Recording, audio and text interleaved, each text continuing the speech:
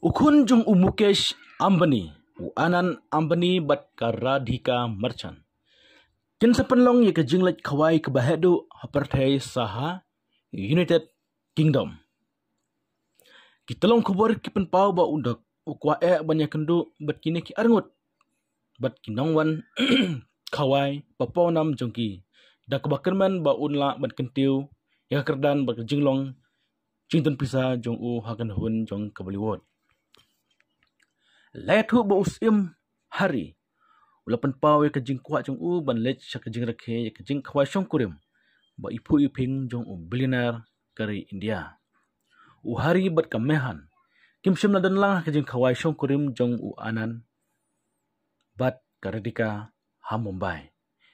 Ha kine kisngi ha kabaki klor baponam jong kaperthai kum Harina Justin Bieber Kim Kardashian bat kiwei kilawan ben syumda bat mentala ong bakine kin sedan lang ha katup nongwan sngobha na kamta pensengain ya kajing rakhe keban salong ha Europe.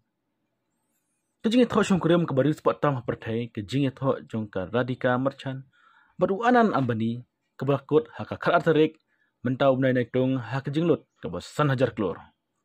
Kaying jong Ambani kilawai ya ka stok pak kabaponam ha Berkshire.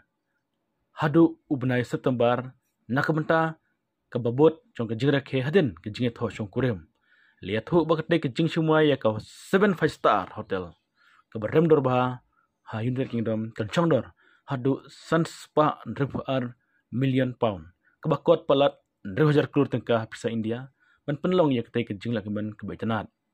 Nangta kila korru ya kis praspangut kiripok mat ban wan hakne kajing khawai kabasau sngilin ter ha Europe rangkat kajing ruai na ki Backstreet Boys ka Katy Perry bat ka tenor na Italy ka Andrea Bocelli. Kinong wan jengokai kinong syakot subha ki baponam kum u Max Zuckerberg u Bill Gates ka Priyanka Chopra u Nick Jonas bat ka Kim Kardashian kinlaw na pren jongki kim syakot subha biang.